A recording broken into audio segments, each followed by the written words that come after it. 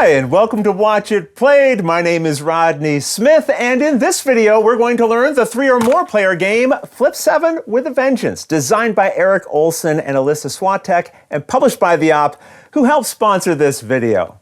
This cover boldly claims that Flip 7 with a Vengeance is the greatest card game of all time. But so does the original Flip 7 cover. How can this be? Could they both be the greatest? Well, I have a tutorial video for the original Flip 7, which you'll find in the description of this video, but don't worry, you don't need to have played Flip 7 to play Flip 7 with a Vengeance. So, join me at the table, and let's learn how to play. To set up, shuffle the cards into a face-down deck. The game can be played with large groups, but they recommend mixing together 2 copies of the game if you have more than 18 players. Either way, randomly assign one of the players to be the dealer, giving them the deck. And that's the setup. In Flip 7 with a Vengeance, players will be pushing their luck over several rounds to gain cards that provide them with points, unless they get a duplicate, in which case that player scores no points that round. Earn the most points by the end of the game, and you'll win. Now, before getting into the rules, I think it would be helpful to take a quick look at the cards. In the deck, you'll find what are known as regular number cards valued from 1 to 13, with each having a different number of copies. If you had to guess how many 13s are in the deck, what would you say? If you guessed 13, you're right. How about 8s? If you said 8, you're right, and there are 6 6s, 2 2s, and so on. You'll also find one of each of these special number cards, the 0, Unlucky 7, and Lucky 13. As well, the deck contains what are known as modifier cards. There are 6 of these total, and each are unique. Then finally, there are 2 copies of 5 different types of action cards. So that's what's in the deck the dealer shuffles at the start of the game. Flip 7 with a Vengeance is played over a series of rounds. To start a new round, beginning with the person to their left and going in clockwise order, the dealer must deal each person a single face-up card, including themselves.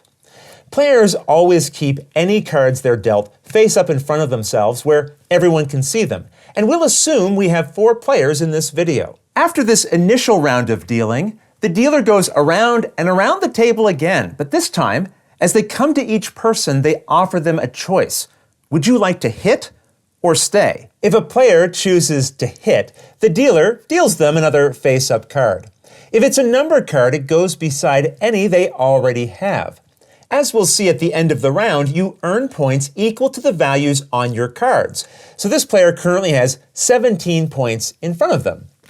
If each other person also decided to hit, they might get cards like this. But remember, instead of saying hit, a player can choose to stay. Let's assume, when coming to this player, they decide to stay.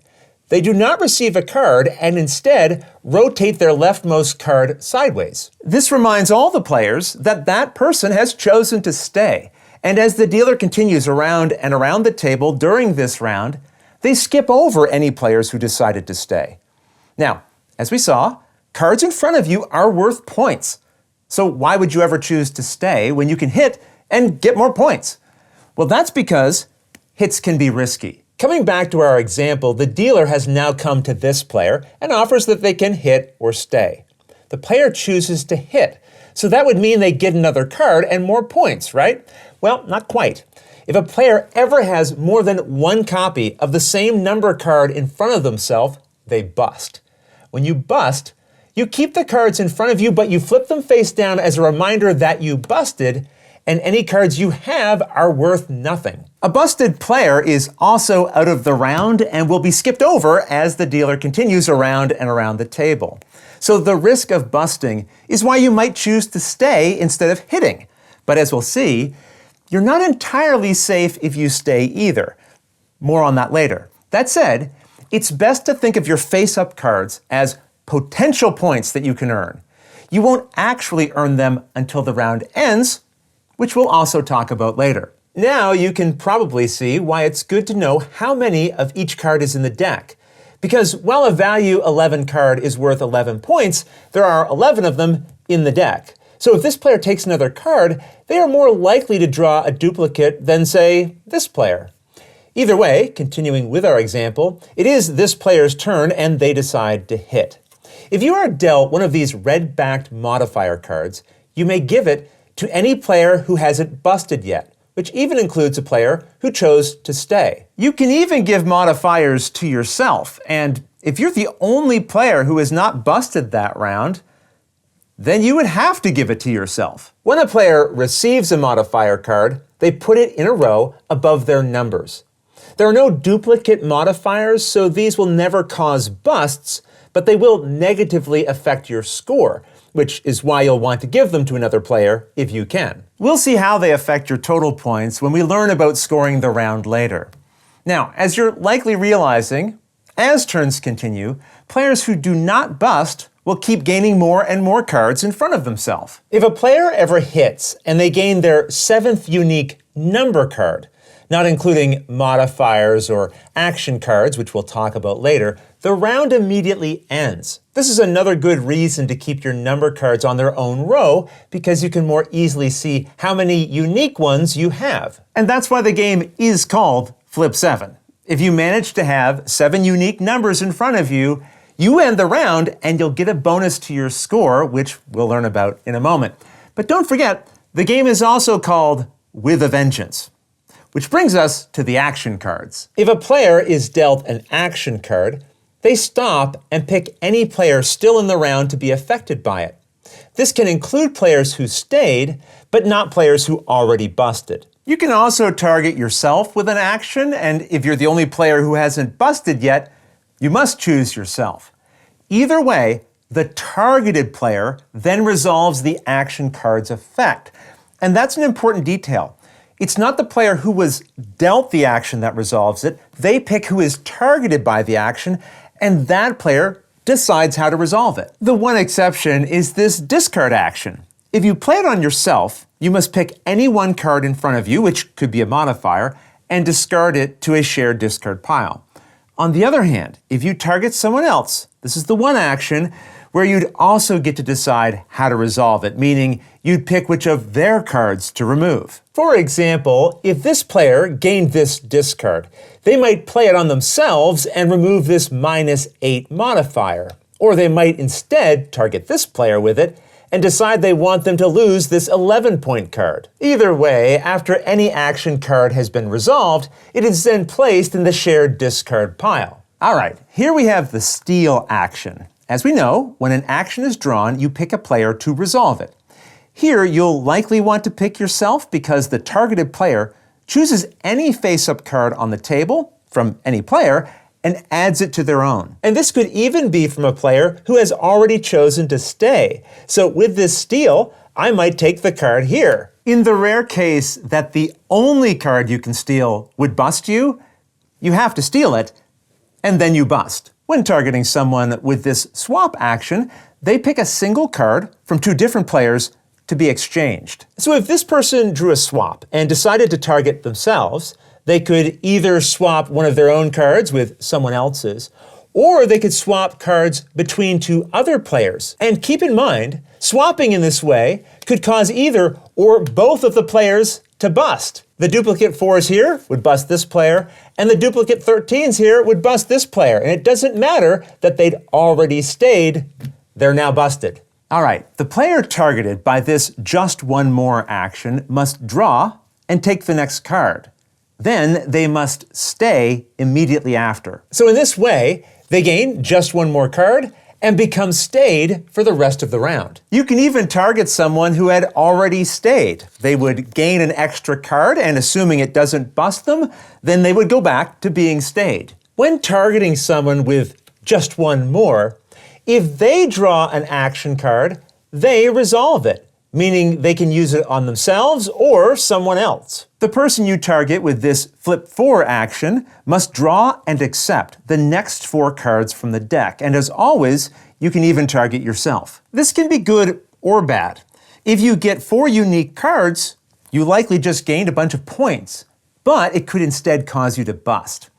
And if other actions or modifiers come up in the cards you're being dealt from the flip 4 effect, they count towards the 4 you are receiving, but you resolve their effects after all 4 required cards are dealt to you. unless you already busted. So let's say I've drawn a flip 4 and I target this player with it. They now get 4 more cards drawn one at a time. This number goes into their face-up display.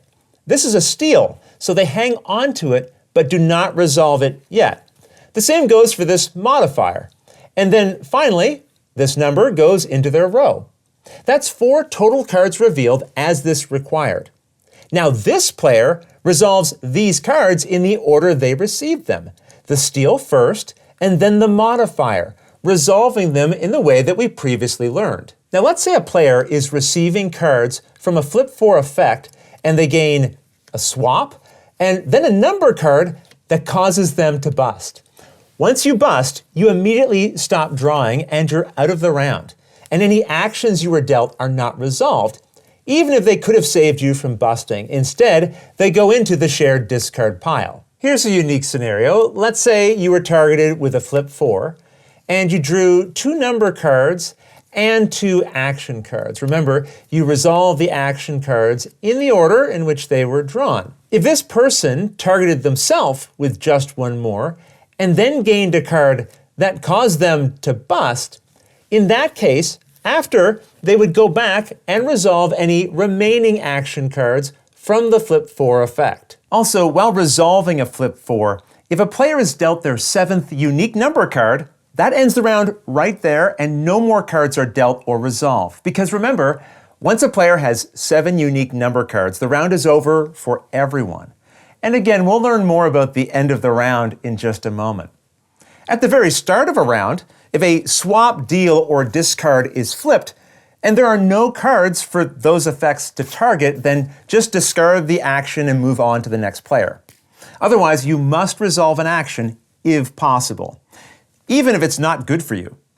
All right, after an action card is resolved, play continues from the person in clockwise order from the one dealt the card originally. So if it was my turn, and I hit, and I was dealt a flip 4, and I targeted this player with it, even though they will be dealt the 4 cards, afterwards, turns continue with the player to my left. Okay, so we've learned all of the actions, but there's also something known as special numbers. There are 3 different types of these, and when you gain any one of them, they go into your number row just like regular numbers, and they count towards the 7 unique numbers you can get to end the game. They can also be stolen or swapped, and if one has an effect, you're affected by it while it's in your possession, and it stops affecting you once it leaves your possession. So let's see how these work, starting with the 0. When you have this card in front of you, your total score at the end of the round will be 0, no matter what other cards you have. Unless you get 7 unique number cards in front of yourself, including the 0. In that case, you will score as usual. Also, while you have the 0 in front of you, you must always hit on your turn. You cannot choose to stay. The exception is if you have the 0, and you're targeted with a just 1 more. Then you'll be forced to stay afterwards, and then you will not be able to hit on future turns. Next up, we have Unlucky 7. If you gain this, you discard all the number and modifier cards in front of you, leaving you with just the Unlucky 7. But you'll still be able to gain cards as usual if you hit on future turns. If you gain the Unlucky 7 when you already have a 7 in your number line, you do not bust, because you first get rid of all of your cards. So I guess this was a little lucky. If you gain a regular 7 later, well, then you would bust. If you gain the Unlucky 7 while resolving a flip 4, discard all of the previous cards first, then take any remaining flips you were owed. The last special number is the Lucky 13. It is much better than that terrible Unlucky 7. When you add this to your line, you will not bust if you already have a 13, or if you did not have one, but then gained one later. Both of these 13s will count towards the 7 cards that you could gain to end the round. But be aware, if you would ever gain a third 13, you would then bust. All right, with that we understand how turns are taken and cards are resolved. And turns will continue around and around the table, with the dealer asking anyone still in the round whether they want to hit or stay. As soon as there are no players left in the round, because either they've all busted or chosen to stay, the round immediately ends. It will also end if any player has 7 unique face-up number cards in front of themselves. But no matter how the round ends, it's then time for scoring. Any player who did not bust will score the cards they have in front of themselves by totaling the values on their number cards. If I had these, the total would be 40 points. But remember, if you have the 0, unless you gained a total of 7 unique number cards, then you would score 0 for the round. Either way, if you have this divide by 2 modifier, you divide the total value of your number cards in half, rounding down. Always do this before applying the effects of any other modifiers you have. So we had a total of 40 points here. This means we now have a total of 20. Then, whether you had this modifier or not, you subtract from your current total any of these negative modifiers, which in this case would leave me with 16 points. Just be aware your score cannot be reduced below 0 due to modifiers. So if it would be, your final score that round just ends up as 0. If you happen to gain 7 unique numbers, you follow the same scoring as I just described, but at the very end, you also earn an additional 15 points. Each player then records their score on a pad of paper, or you can use the scoring web app, or the printable scoring sheets, which I'll have a link to in the description of this video. At the end of the round, all of the cards in front of all of the players are gathered together and put into the shared discard pile. Any cards left in the deck are then passed to the person to the left of the current dealer, making them the dealer for the next round, which would then begin. And if you would ever run out of cards in the deck when you would need to deal more, at that time, reshuffle all the cards in the discard pile back into a new deck and continue playing. But do not shuffle in any cards that are currently face down in front of players who might have busted during the round. Those will only go into the discard pile after the current round is over. And now that we understand how all the cards work, I should point out that when everyone is getting their first card of a round, they might be dealt an action card. And if so, it is resolved as usual. For example, if this player was dealt a just one more, they can target any player with it. And this can even be a player who hasn't been dealt a card yet this round. They would then have to resolve it, and the action card would be discarded. Of course, as I mentioned earlier, some action card effects might not be able to resolve. If the very first player dealt a card in a round gets a steal, then there would be no one to steal from, and that action would just be discarded. Then the next player would be dealt their card. As rounds continue, you'll take any points you earned in one round and add them to the points you earned in previous rounds. At the end of a round, if a player has 200 or more points, the game ends and the person with the most points wins. In the case of a tie, everyone plays additional rounds until a round ends with one player having more than 200 points and more points than everyone else. This means a player who was not initially tied for the highest score could earn enough points in a tie-breaking round to outscore everyone and be the final winner. The game also comes with an optional way to play if you only have 2 players.